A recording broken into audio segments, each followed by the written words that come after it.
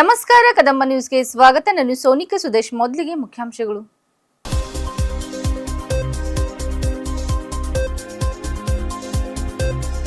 ಅನುಭವ ಮಂಟಪಕ್ಕೆ count down ಆರಂಭ, ಸಚಿವ ಈಶ್ವರ್ ಖಂಡ್ರೆ ಸ್ಪಷ್ಟನೆ.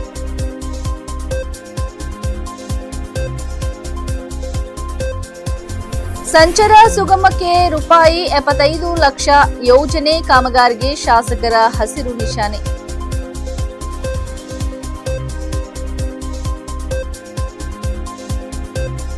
ಅಂಗಾರಕ ಸಂಕಷ್ಟೇ ಚತುರ್ಥಿ, ಸಿದ್ಧಿವಿನಾಯಕ ದರ್ಶನಕ್ಕೆ ಭಾರೀ ರಶ್.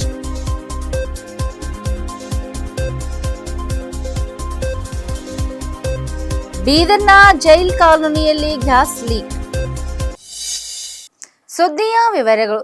ಬಸವ ಕಲ್ಯಾಣದ ಅನುಭವ ಮಂಟಪದಲ್ಲಿ ನಿರ್ಮಾಣವಾಗುತ್ತಿರುವ ವಿಶ್ವದ ಅತಿ ಎತ್ತರದ 55 ಮೀಟರ್ ಇಷ್ಟಲಿಂಗಕ್ಕೆ ಜಿಲ್ಲಾ ಉಸ್ತುವಾರಿ ಸಚಿವ ಈಶ್ವರ್ ಬಿ ಖಂಡ್ರೆ ಅವರು ಪೂಜೆ ಸಲ್ಲಿಸಿ ಅನುಭವ ಮಂಟಪದ ಕಾಮಗಾರಿಯನ್ನು ಪರಿಶೀಲಿಸಿದರು. ನಂತರ ಮಾತನಾಡಿದ ಅವರು, ಬಸವಾದಿ ಶರಣರು ಈ ಜಗತ್ತಿನ ಸರ್ವಶ್ರೇಷ್ಠ ದಾರ್ಶನಿಕರು, ಮಹಾ ಮಾನವತಾವಾದಿಗಳು. ಕಾಯಕವೇ ಕೈಲಾಸವನ್ನು ಅಳವಡಿಸಿಕೊಂಡು ಜಗತ್ತಿಗೆ ಪ್ರಥಮ ಪ್ರಜಾಪ್ರಭುತ್ವದ ಪರಿಕಲ್ಪನೆಯನ್ನು ನೀಡಿದರು.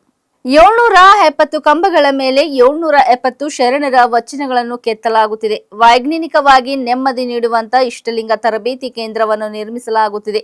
ಬದುಕನ್ನು ಹಸನಗೊಳಿಸಿಕೊಳ್ಳಲು ವೈಚಾರಿಕ ವಚನಗಳು ಸಹ ಆಧುನಿಕ ವಿಜ್ಞಾನ ತಂತ್ರಜ್ಞಾನ ಮೂಲಕ ಐಐಟಿ ವಿಜ್ಞಾನಿಗಳ ಮೂಲಕವಾಗಿ ಜನಸಾಮಾನ್ಯರಿಗೆ ಅರಿವು ಮೂಡಿಸುವ ಕಾರ್ಯಕ್ರಮ ಹಮ್ಮಿಕೊಳ್ಳಲಾಗುವುದು ಎಂದರು. ಕಾಯಕವೇ ಕೈಲಾಸ ಎಂದು ಹೇಳಿರುವ ಶರಣರ ಜೀವನವನ್ನು ಬಿಂಬಿಸುವ ಶರಣ ಗ್ರಾಮ ನಿರ್ಮಾಣಗೊಳ್ಳುತ್ತಿದೆ. ಈಗಿನ ಯುವಕರಿಗೆ ಅಗತ್ಯವಾದ ಕೌಶಲ್ಯ ತರಬೇತಿ ನೀಡುವ ಕೇಂದ್ರ ಆರಂಭಿಸಲಾಗುವುದು. ವೃತ್ತಿಯಲ್ಲಿ ಯಾವುದೂ ಮೇಲಿಲ್ಲ ಕೀಳಿಲ್ಲ ಎಂದು ಸಚಿವರು ತಿಳಿಸಿದರು. ಅನುಭವ ಮಂಟಪಕ್ಕೆ ಹಣದ ಕೊರತೆ ಇಲ್ಲ. ಇವರಿಗೆ 480 ಕೋಟಿ ರೂಪಾಯಿ ಖರ್ಚಾಗಿದೆ. ನಮ್ಮ ಮುಖ್ಯಮಂತ್ರಿಗಳು ಈ ಪೈಕಿ 280 ಕೋಟಿ ರೂಪಾಯಿ ಅನುದಾನ ನೀಡಿದ್ದಾರೆ. ಉಳಿದ ಹಣವನ್ನು ಸಹ ಶೀಘ್ರವೇ ಬಿಡುಗಡೆ ಮಾಡಲಿದ್ದಾರೆ. ಕಾಲಮಿತಿಯಲ್ಲಿ ಕಾಮಗಾರಿ ಪೂರ್ಣಗೊಳಿಸುವಂತೆ ಗುತ್ತಿಗೆದಾರರಿಗೆ ಸೂಚಿಸಲಾಗಿದೆ ಎಂದರು. ಈ ಸಂದರ್ಭದಲ್ಲಿ ಜಿಲ್ಲಾಧಿಕಾರಿ ಶಿಲ್ಪಾ ಶರ್ಮಾ, ಅನುಭವ ಮಂಟಪದ ಸಂಯೋಜಕರಾದ ಡಾಕ್ಟರ್ ಬಾಬಾ ಸಾಹೇಬ್ ಗಡ್ಡೆ ಸೇರಿದಂತೆ ಗಣ್ಯಮಾನ್ಯರು ಉಪಸ್ಥಿತರಿದ್ದರು. ಇಡೀ ಜಗತ್ತಿನಲ್ಲಿ ಎಲ್ಲಕ್ಕಿಂತ ಎತ್ತರದ ಒಂದು ಇಷ್ಟಲಿಂಗ ಲಿಂಗಾಕಾರದ ಏನೊಂದು ಡೋಮ್ ನಿರ್ಮಾಣ ಮಾಡ್ತಾ ಇದ್ದೇವೆ. ಅದಕ್ಕೆ ಇವತ್ತು ನಾನು ಹೋಗಿ ಪೂಜೆ ಮಾಡಿದ್ದೇನೆ ಮತ್ತು ಅದಕ್ಕೆ ಸಿಮೆಂಟ್ ಕಾಂಕ್ರೀಟ್ ಹಾಕಿದ್ದೇನೆ. ಮತ್ತೆ ವಿವಿಧ ಅಭಿವೃದ್ಧಿ ಪರ ಕೆಲಸ ಕಾರ್ಯಗಳು ನಾನು, ಜಿಲ್ಲಾಧಿಕಾರಿಗಳು ಇತರೆಲ್ಲ ಪರಿಶೀಲನೆ ಮಾಡಿದ್ದೇವೆ. ಕೆಲವೊಂದು ಸೂಕ್ತವಾದಂತಹ ಸಲಹೆ ಸೂಚನೆಗಳನ್ನು ಕೊಟ್ಟಿದ್ದೇವೆ. ಮತ್ತೆ ಗುಣಮಟ್ಟದ ಕಾಮಗಾರಿ ಯೋಜನಾಬದ್ಧವಾಗಿ ನಡಿಬೇಕು ಅನ್ನುವಂಥದ್ದು, ಇದು ಇಡೀ ಜಗತ್ತಿಗೆ ಮಾದರಿಯಾದಂಥದ್ದು. ಪ್ರಥಮ ಸಂಸತ್ತು ಪ್ರಜಾಪ್ರಭುತ್ವಕ್ಕೆ ಪರಿಕಲ್ಪನೆ ತಂದು ಕೊಟ್ಟಂತ ಈ ಒಂದು ಅನುಭವ ಮಂಟಪ ಕಟ್ಟಡ ಬರೀ ಕಟ್ಟಡ ಉಳಿಬಾರ್ದು. ಇದು ಜನರಿಗೆ ಪ್ರಜಾಪ್ರಭುತ್ವದಲ್ಲಿ ನಂಬಿಕೆ ಇದ್ದಂಥವ್ರಿಗೆ ಇದೊಂದು ಆದರ್ಶ ಆಗ್ಬೇಕು, ಸ್ಫೂರ್ತಿ ಆಗ್ಬೇಕು, ಒಂದು ಪ್ರೇರಣೆ ಆಗ್ಬೇಕು. ಸಾವಿರಾರು ಜನ ಈ ಅನುಭವ ಮಂಟಪ ನೋಡ್ಲಿಕ್ಕೆ ಬರ್ತಾರೆ. 770 ಕಂಬಗಳ ಮೇಲೆ 770 ಶರಣರು ಈ ವಚನಗಳನ್ನು ಬರೆದಿದ್ರು. ಆ ವಚನಗಳನ್ನು ಆ ಒಂದು ಕಂಬದ ಮೇಲೆ ಕೆತ್ತಿದ್ದೇವೆ. ನೀವು ನೋಡಬಹುದು. ಈಗಾಗಲೇ ನಾನು ಪರಿಶೀಲನೆ ಮಾಡಿದ್ದೇನೆ. ಕಳಬೇಡ ಕೊಲಬೇಡ ಅಂತ ಬರೆದಿದ್ದು ಇದೆ. ಇವನಾರ ವ್ಯವನಾರವ ಅಂತಿದೆ. ದೈವೇ ಧರ್ಮದ ಮೂಲವಯ್ಯ ಅಂತಿದೆ. ಅನೇಕ ವಚನಗಳು ಮತ್ತು ಯಾರು ವಚನ ಹೇಳಿದಂತ ಶರಣರಿದ್ದಾರೆ, ಶರಣರಿದ್ದಾರೆ, ಅಸಮಾಧಿ ವಚನಗಳಿದ್ದಾವೆ. ಹೀಗಾಗಿ ಇವೆಲ್ಲವೂ ಇದರ ಜೊತೆಯಲ್ಲಿ ವೈಜ್ಞಾನಿಕವಾಗಿ ನಮ್ಗೆ ನೆಮ್ಮದಿ ನೀಡುವಂತ ಒಂದು ಇಷ್ಟಲಿಂಗ ಪೂಜೆ ತರಬೇತಿ ಕೇಂದ್ರ ಮಾಡಬೇಕು ಅನ್ನುವಂಥದ್ದು ಅದರ ಒಂದು ಪರಿಕಲ್ಪನೆ ಇಟ್ಕೊಂಡು ಅದಕ್ಕೆ ವಿಜ್ಞಾನಿಗಳಿಗೆ ಐಐಟಿದವರಿಗೆ ಇದರ ಜವಾಬ್ದಾರಿಯನ್ನು ಕೊಟ್ಟು ಅದನ್ನು ಪ್ರಯೋಗ ಮಾಡಿ ಯಾವ ರೀತಿಯಲ್ಲಿ ಅದನ್ನು ಅನುಷ್ಠಾನ ಮಾಡಬೇಕು. ಮತ್ತೆ ನಮ್ಮ ಸಾರ್ವಜನಿಕರಿಗೆ, ವಿಶೇಷವಾಗಿ ಯುವಕರಿಗೆ ಅದರಿಂದ ಏನ್ ಲಾಭ ಆಗ್ತಿದೆ ಅನ್ನುವಂಥದ್ರ ಬಗ್ಗೆನೂ ಇವತ್ತು ನಾವು ಚಿಂತನೆಯನ್ನು ಮಾಡಿದ್ದೇವೆ. ಶರಣ ಗ್ರಾಮ ನಿರ್ಮಾಣ ಮಾಡಿ ಇವತ್ತೇನು ಶರಣರು ಬಸವಣ್ಣನವರು ಕಾಯಕವೇ ಕೈಲಾಸ ಅಂತ ಹೇಳಿದ್ರು. ಇವತ್ತು ಯಾರು ಪರಿಶ್ರಮ ಮಾಡಿಗೆ ತಯಾರಿಲ್ಲ. ಎಲ್ರಿಗೂ ಟೇಬಲ್ ವರ್ಕ್ ಬೇಕು. ಹೀಗಾಗಿ ವೃತ್ತಿಯಲ್ಲಿ ಯಾವುದೇ ಮೇಲಲ್ಲ, ಯಾವುದೇ ಕೀಳಲ್ಲ ಅಂತ ಏನು ಹೇಳಿದ್ದಾರೆ. ಎಲ್ಲರೂ ಸಮಾನ. ಆ ದೃಷ್ಟಿಯಿಂದ ಈ ವೃತ್ತಿ ಬಗ್ಗೆನೂ ಅವರಿಗೆ ನಮ್ಮ ಯುವಕರಿಗೆ ತರಬೇತಿ ಕೊಡುವಂಥದ್ದು. ಶರಣರು ಏನ್ ಮಾಡಿದ್ರು ಅದನ್ನು ಯಾವ ರೀತಿಯಲ್ಲಿ ನಾವು ಮಾಡಿ ನಮ್ಮ ಬದುಕನ್ನು ಹಸನಗೊಳಿಸಿಕೊಳ್ಳಬೇಕು ಅನ್ನುವಂಥದ್ರ ಬಗ್ಗೆನೂ ಈ ಅನುಭವ ಮಂಟಪದಲ್ಲಿ ನಾವು ಒಂದು ವಿಚಾರ ಮಾಡಿದ್ದೇವೆ. ಅದನ್ನು ಕೇಂದ್ರ ಮಾಡಬೇಕು ಅನ್ನುವಂತ ಒಂದು ರೀತಿಯಲ್ಲಿ ಉತ್ತಮವಾಗಿ ಕಾಮಗಾರಿ ನಡೀತಾ ಇದೆ. ಹಣಕಾಸಿನ ಕೊರತೆ ಇಲ್ಲ. ಇಲ್ಲಿವರೆಗೆ 480 ಕೋಟಿ ರೂಪಾಯಿ ಇವತ್ತು ಖರ್ಚಾಗಿದೆ. ಅದರಲ್ಲಿ 200 ಕೋಟಿ ರೂಪಾಯಿ ಹಿಂದೆ ಬಂದಿತ್ತು. ನಾನು ಮಂತ್ರಿ ಆದ್ಮೇಲೆ ನಮ್ಮ ಸರ್ಕಾರ ಮಾನ್ಯ ಸಿದ್ದರಾಮಯ್ಯನವರು ಇದಕ್ಕೆ ಸ್ಪಂದನೆಯನ್ನು ಮಾಡಿ 280 ಕೋಟಿ ರೂಪಾಯಿ ಈಗಾಗಲೇ ಬಿಡುಗಡೆ ಮಾಡಿದ್ದಾರೆ.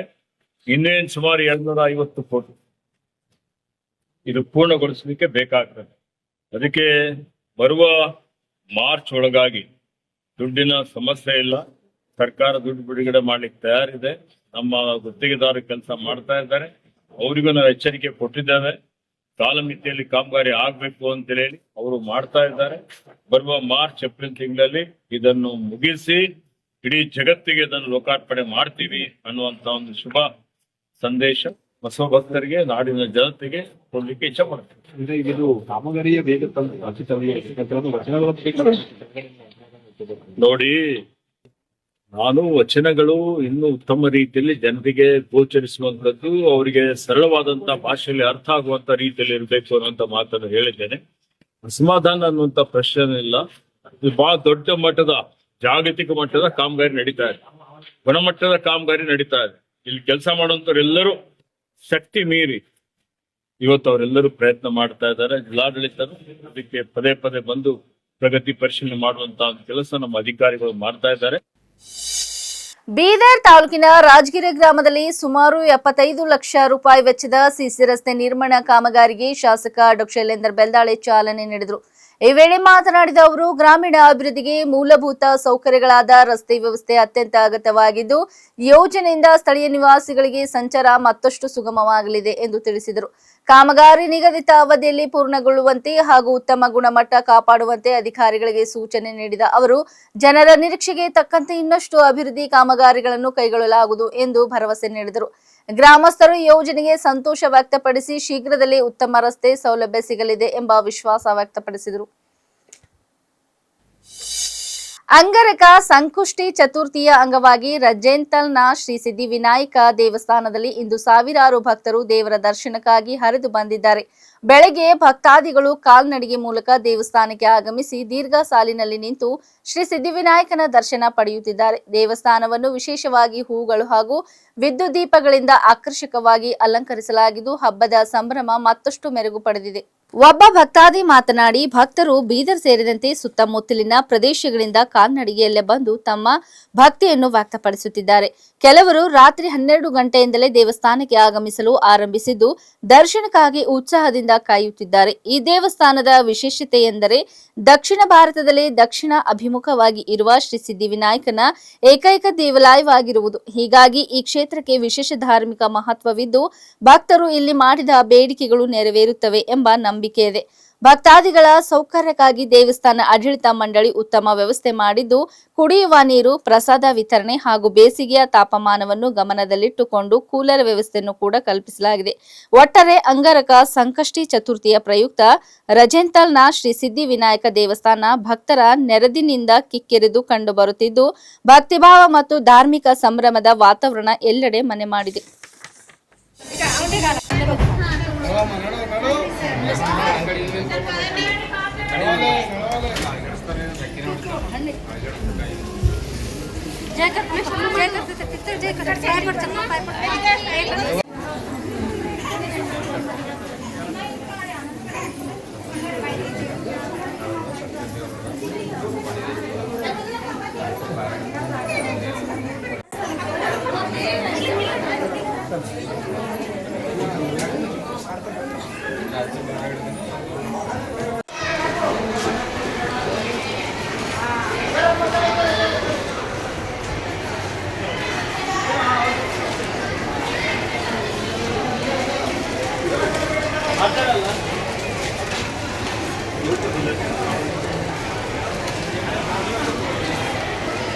ನನ್ನ ಹೆಸರು ಸುವರ್ಣ ಅಂತೇಳಿ. ನಾವು ಇದರಲ್ಲಿಂದ ನಡ್ಕೊಂಡು ಬಂದಿದ್ದೀವಿ. ಸೊ ಇದು ಈ ದೇವಸ್ಥಾನದ ವಿಶೇಷತೆ ಏನು ಅಂತಂದರೆ ದಕ್ಷಿಣ ಭಾರತದಲ್ಲೇ ದಕ್ಷಿಣಾಭಿಮುಖವಾಗಿರುವಂಥ ಏಕೈಕ ಸಿದ್ಧಿವಿನಾಯಕ ದೇವಸ್ಥಾನ ಇದಾಗಿದೆ. ಸಾಕಷ್ಟು ಜನ ತುಂಬ ಜನ ಬರ್ತಾರೆ. ರಾತ್ರಿ 12 ಗಂಟೆಯಿಂದ ನಡ್ಕೊಂಡು ಬರ್ತಾರೆ. ಅದೇ ರೀತಿ ನಾವು ಕೂಡ ನಡ್ಕೊಂಡೇ ಬಂದಿದ್ದೀವಿ. ಇಲ್ಲಿ ಕೂಡ ವ್ಯವಸ್ಥೆ ತುಂಬ ಚೆನ್ನಾಗಿ ಮಾಡಿದ್ದಾರೆ. ಎಲ್ಲರಿಗೂ ಭಕ್ತಾದಿಗಳಿಗೆ ಯಾವುದೇ ರೀತಿ ಅನುಕೂಲ ತೊಂದರೆ ಆಗಲಾರ್ದಂಗೆ ಕೂಲರ್ ವ್ಯವಸ್ಥೆ ಆಗಲಿ, ತುಂಬ ನೀರಿನ ವ್ಯವಸ್ಥೆ ಆಗಲಿ ತುಂಬ ಚೆನ್ನಾಗಿ ಮಾಡಿದ್ದಾರೆ. ಹಾಗೆ ಎಲ್ಲ ಭಕ್ತಾದಿಗಳು ಕೂಡ ಬಂದು ಇಲ್ಲಿ ದರ್ಶನವನ್ನು ತಗೊಂಡು ಇಲ್ಲೇ ಪ್ರಸಾದ ವ್ಯವಸ್ಥೆ ಕೂಡ ಮಾಡಿದ್ದಾರೆ. ಸೊ ಎಲ್ಲರೂ ತೊಗೊಳ್ಬೇಕಂತ ನಾನು ಕೇಳ್ಕೊತೀನಿ. ಈ ದೇವಸ್ಥಾನದ ವಿಶೇಷತೆ ಅಂದರೆ ನಮ್ಮ ಅಜ್ಜಿ ಕಾಲದ ತುಂಬ ಚಿಕ್ಕದಿತ್ತು ಮೂರ್ತಿ, ದಿನೇ ದಿನೇ ಬೆಳ್ಕೊತ ಬರ್ತಾ ಇರುವಂಥವಾಗ ಜನರ ಮಾತಾಗಿದೆ. ಸೊ ಎಲ್ಲರೂ ಬಂದು ದೇವರ ದರ್ಶನ ಮಾಡ್ಕೋಬೇಕಂತ ಕೇಳ್ಕೊತೀವಿ. ತುಂಬ ಚೆನ್ನಾದ ವ್ಯವಸ್ಥೆಯನ್ನು ಕೂಡ ಮಾಡಿದ್ದಾರೆ ಅಂತ ಹೇಳ್ತೀವಿ. ಇದಕ್ಕೆ ಅಧ್ಯಕ್ಷರು ಅಶೋಕ್ ರೇಜಂತಲ್ ಅವರು ಇದ್ದಾರೆ. ಇದಕ್ಕೆ ಅಧ್ಯಕ್ಷರವರು ಅಶೋಕ್ ರೇಜಂತಲ್ ಇದ್ದಾರೆ. ಸೊ ಅವರು ಕೂಡ ತುಂಬ ಮುಂದಾಳತ್ವ ವಹಿಸ್ಕೊಂಡು ತುಂಬ ಭಕ್ತಾದಿಗಳು ಯಾವುದೇ ರೀತಿ ಬೇಸಿಗೆಯಲ್ಲೂ ಕೂಡ ಯಾವುದೇ ರೀತಿಯಾದಂಥ ತೊಂದರೆ ಆಗಲಾರ್ದಂಗೆ ಎಲ್ಲರಿಗೂ ಅನುಕೂಲ ಆಗಲಿ ಅನ್ನೋಂಥ ವ್ಯವಸ್ಥೆ ಮಾಡಿದ್ದಾರೆ. ಅವ್ರಿಗೂ ಕೂಡ ಎಲ್ಲ ಭಕ್ತಾದಿಗಳ ಕಡೆಯಿಂದ ತುಂಬ ಹೃದಯದ ಧನ್ಯವಾದಗಳು ಹೇಳ್ತೀನಿ. ಈ ಭಾಗದಲ್ಲಿ ಒಂದು ಒಳ್ಳೆ ರೀತಿಯಿಂದ ಟೆಂಪಲ್ ಬೆಳೀತಾ ಇದೆ, ಅದ್ರ ಬಗ್ಗೆ ತಮಗೇನು ಅನಿಸ್ತದೆ? ಇಲ್ಲ, ಈ ಭಾಗದಾಗ ತುಂಬ ಚೆನ್ನಾಗಿ ಬಹಳಷ್ಟು ಎಲ್ಲ ಕಡೆ ನೋಡ್ಬೋದು. ಈಗ ದಕ್ಷಿಣಾಭಿಮುಖವಾಗಿ ಇರಲ್ಲ. ಆದರೆ ನಾನು ಕೇಳಪಟ್ಟಿರುವಂಥ ದಕ್ಷಿಣ ಭಾರತದಲ್ಲಿ ದಕ್ಷಿಣಾಭಿಮುಖವಾಗಿರುವಂಥ ಗಣೇಶನ ಏಕೈಕ ದೇವಸ್ಥಾನ ಅಂದರೆ ಈ ಸಿದ್ಧಿವಿನಾಯಕ ದೇವಸ್ಥಾನ ಅಂತ ಹೇಳ್ಬೋದು. ಹಾಗಾಗಿ ಇಲ್ಲಿ ಬೇಡಿಕೆ ಬರೋನು ಯಾವತ್ತೂ ಇಲ್ಲ ಅನ್ನೋ ರೀತಿ ಇಲ್ಲನೇ ಇಲ್ಲ. ನಾನು ಕೂಡ ಸಾಕಷ್ಟು ರೀತಿ ಭಾಳ ಸಲ ಕೇಳ್ಕೊಂಡಿದ್ದ ಆಗಿರೋ ಕೆಲಸ ಆಗಿದೆ, ನನ್ನ ಸಕ್ಸಸ್ ಆಗಿದೆ. ಸೊ ಅದೇ ರೀತಿ ನಾನು ತಿಂಗಳ ಬರ್ತಾ ಇದ್ದೀನಿ. ಅದೇ ರೀತಿ ಎಲ್ಲ ಭಕ್ತಾದಿಗಳು ಬಂದು ದರ್ಶನ ಕೊಡ್ತೀನಿ. ಬೀದರ್ ನಗರದ ಜೈಲ್ ಕಾಲೋನಿಯಲ್ಲಿ ಇಂದು ಬೆಳಗ್ಗೆ ಗ್ಯಾಸ್ ಪೈಪ್ಲೈನ್ ಲೀಕ್ ಆಗಿ ಬೆಂಕಿ ಕಾಣಿಸಿಕೊಂಡ ಘಟನೆ ಕೆಲ ಕಾಲ ಭಾರಿ ಆತಂಕಕ್ಕೆ ಕಾರಣವಾಯಿತು. ಬೆಳಗ್ಗೆ ಸಮಯದಲ್ಲೇ ಸೋರಿಕೆ ಆರಂಭವಾಗಿದ್ದು ಗ್ಯಾಸ್ ಹೊರಬಂದ ಪರಿಣಾಮ ಬೆಂಕಿ ಹೊತ್ತಿಕೊಂಡು ಸುತ್ತಮುತ್ತಲಿನ ಪ್ರದೇಶದಲ್ಲಿ ಭೀತಿಯ ವಾತಾವರಣ ನಿರ್ಮಾಣವಾಯಿತು. ಸ್ಥಳೀಯರು ತಕ್ಷಣವೇ ಗ್ಯಾಸ್ ಕಂಪನಿಯ ಹೆಲ್ಪ್ ಲೈನ್ಗೆ ಸಂಪರ್ಕಿಸಿದರೂ ಸಮಯಕ್ಕೆ ಸರಿಯಾಗಿ ಸ್ಪಂದನೆ ಸಿಗಲಿಲ್ಲ ಎಂದು ಆರೋಪಿಸಿದ್ದಾರೆ. ಇದರಿಂದ ಆಕ್ರೋಶಗೊಂಡ ನಿವಾಸಿಗಳು ರಿಪೇರಿ ಮಾಡಲು ಬಂದ ಅಧಿಕಾರಿಗಳನ್ನು ತರಾಟೆಗೆ ತೆಗೆದುಕೊಂಡರು. ಘಟನೆ ತಿಳಿದು ಸ್ಥಳಕ್ಕೆ ಧಾವಿಸಿದ ಅಗ್ನಿಶಾಮಕ ದಳವು ತಕ್ಷಣ ಕಾರ್ಯಾಚರಣೆ ನಡೆಸಿ ಬೆಂಕಿಯನ್ನು ನಿಯಂತ್ರಣಕ್ಕೆ ತಂದಿತು. ಆದರೂ ಗ್ಯಾಸ್ ಲೀಕ್ ತಡೆಗಟ್ಟಲು ಅಧಿಕಾರಿಗಳು ಸಾಕಷ್ಟು ಹರಸಾಹಸ ಪಟ್ಟು ಪರಿಸ್ಥಿತಿಯನ್ನು ಸಮತೋಲನಗೊಳಿಸಿದರು. ಸಮಯೋಚಿತ ಕ್ರಮದಿಂದ ಯಾವುದೇ ಪ್ರಾಣ ಅಪಾಯ ಸಂಭವಿಸದೆ ಭಾರಿ ಅನಾಹುತ ತಪ್ಪಿದರೂ ಗ್ಯಾಸ್ ಪೈಪ್ಲೈನ್ ನಿರ್ವಹಣೆಯ ಮೇಲೆ ಸ್ಥಳೀಯರು ತೀವ್ರ ಅಸಮಾಧಾನ ವ್ಯಕ್ತಪಡಿಸಿದ್ದಾರೆ.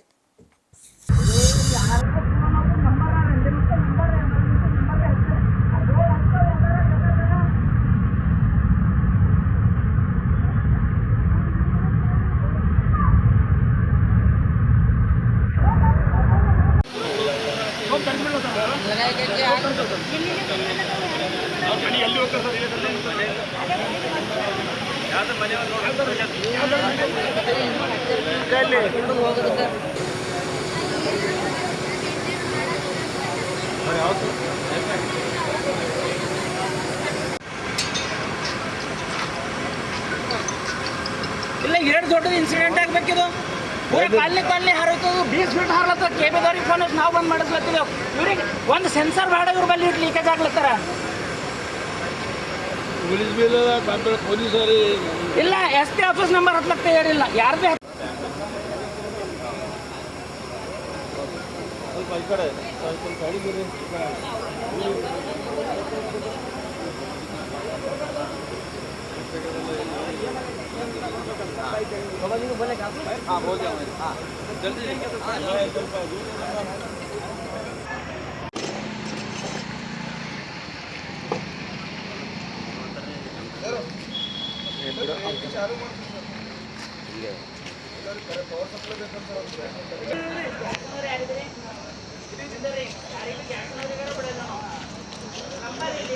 ಏನ್ ತಗೊಳತ್ತೀರಿ ನೀವು? ನಿಮ್ಮ ಕಾಲ್ ಸೆಂಟರ್ ಯಾಕೆ ಬಂದವ?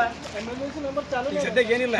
ಮಾಡಿದೀವಿ ಅವರಿಗೆ ರೋಡ್ ಕೇಳಿ ಬಂದ ನಾವು ಎಲ್ಲ ಕ್ಲಿಯರ್ ಮಾಡ್ತಿದ್ದೀನಿ. ಕಡೆ ಲೈನ್ ಕೆಳಗೆ ಯಾರಿಲ್ಲ, ಹಿಂಗೆ ಲೈನ್ ಆನ್ ಮಾಡಿ ಹಂಗೇನಿದ್ರೆ ಇಮಿಡಿಯೇಟ್ ಹೇಳ್ತಾರೆ. ನಮ್ಮಲ್ಲಿ ಮೀಟರ್ ಮೇಲೆ ಅದ ಆ ನಂಬರ್ ಬೋರ್ಡ್ ಮೇಲೆ ಹಚ್ಚಿ 1800 ನಂಬರ್ ಹಚ್ಚಿ ನಮ್ಮ ಎದುರು ಅಮ್ಮದಿ ಕಡೆ ಬೇರೆ. ಅಮ್ಮ 99 ಇಲ್ಲ, ಬೋರ್ಡ್ ಮೇಲೆ ಯಾವ ಅವು ತೋರಿಸಿ. ನನಗೆ ನಿಮ್ಮ ಪರ್ಸನಲ್ ನಂಬರ್ಗಳು ಫೋನ್ ಇರ್ತಾವೆ. ಎಮರ್ಜೆನ್ಸಿ ನಂಬರ್ ನನಗೆ ಇಲ್ಲಿ ನೀವು ಮೈಲ್ ಸ್ಟೋನ್ ಹಚ್ಚಿರಿ ಜಗ ಎಲ್ಲರಿಕ ನಾನು ಕಾರ್ ತೊಗೋತೀನಿ. ಇವ್ರು ಎಲ್ಲ ಮೈಲ್ ಸ್ಟೋನ್ ಹಚ್ಚಾರ ನೋಡ್ರಿ. 1800 ನಂಬರ್ ಅವ. ನಮ್ಮ ಮೀಟರ್ ಮೇಲೆ ಒಂದೊಂದು ನಂಬರ್ ಅವ. ಅವಕ್ಕೆ ಫೋನ್ ಹಚ್ಚಿ ಇವ್ರು ಯಾತು ತೋರಿಸ್ಬೇಕು. ಇವ್ರದ್ದು ಪರ್ಸನಲ್ ನಂಬರ್ ಇಟ್ಕೊಳಕ್ಕೆ ಇವ್ರೇನು ನೆಂಟರ. ಇಂಥ ಎಮರ್ಜೆನ್ಸಿ ಟೈಮಿಗೆ ಯಾರಿಗೆ ಫೋನ್ ಹಚ್ತದೆ? ಎಮರ್ಜೆನ್ಸಿ ಹೆಲ್ಪ್ ಲೈನಿಗೆ ಫೋನ್ ಹಚ್ತದಿಲ್ಲ ಮನುಷ್ಯ. ಯಾಕೆ ಇವ್ರು ಎಮರ್ಜೆನ್ಸಿ ನಂಬರ್ ಹತ್ತ ಇಲ್ಲ ನನ್ನ ಬಲ್ಲ ಎಮರ್ಜೆನ್ಸಿ ನಂಬರ್ ಡಯಲ್ ಮಾಡ್ರಿ ನೀವು ನಿಮ್ಮದೇ ನಂಬರ್ ಅಲ್ಲಿ ಬೋರ್ಡ್ ಮೇಲೆ ನೋಡಿ ಬಂದಿನಿ 1800 ಬೋರ್ಡ್ ಮೇಲೆ ಬರ್ದಿರಿ ಹೆಚ್ಚು ನಾವೆಲ್ಲರೂ ಡಯಲ್ ಮಾಡಿದೇವ್ರಿ ಯಾವಾಗ್ಲೂ ಡಯಲ್ ಮಾಡ್ಲತ್ತೀವಿ ಒಟ್ಟು 1800 ರೀಸ್ಕೇಟ್ ಅದ ಹೇಳ್ರಿ ಅದೇ ಎಮರ್ಜೆನ್ಸಿ ಹೆಲ್ಪ್ ಲೈನ್ ಅಂತ ಹೆಡ್ ಆಫೀಸ್ ಅಂತ ಹೆಡ್ ಆಫೀಸ್ ನಂಬರ್ ಎದಕ್ಕೆ ರೋಡ್ ರೋಡಿಗೆ ಹಾಕ್ತೀರಿ ಒಬ್ಬರೇ ಕಾಲ್ 1800 212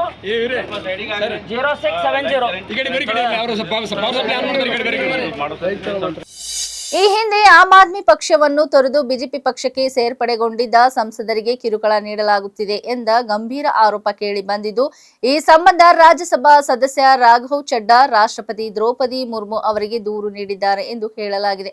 ರಾಜ್ಯಸಭಾ ಸಂಸದ ರಾಘವ್ ಚಡ್ಡಾ ಮತ್ತು ಇತರ ಸಂಸದರು ಮಂಗಳವಾರ ಆಪ್ ನೇತೃತ್ವದ ಪಂಜಾಬ್ ಸರ್ಕಾರದ ವಿರುದ್ಧ ಪ್ರತೀಕಾರ ರಾಜಕೀಯ ನಡೆಸಲಾಗುತ್ತಿದೆ ಎಂದು ಆರೋಪಿಸಿದ್ದು, ಮಾತ್ರವಲ್ಲದೆ ಇತ್ತೀಚೆಗೆ ಪಕ್ಷ ತೊರೆದು ರಾಜ್ಯಸಭೆಯಲ್ಲಿ ಬಿಜೆಪಿಗೆ ವಿಲೀನವಾದ ಸಂಸದರನ್ನು ಗುರಿಯಾಗಿಸಲು ರಾಜ್ಯ ಯಂತ್ರಾಂಗವನ್ನು ದುರುಪಯೋಗಪಡಿಸಿಕೊಳ್ಳಲಾಗುತ್ತಿದೆ ಎಂದು ಆರೋಪಿಸಿದ್ದಾರೆ.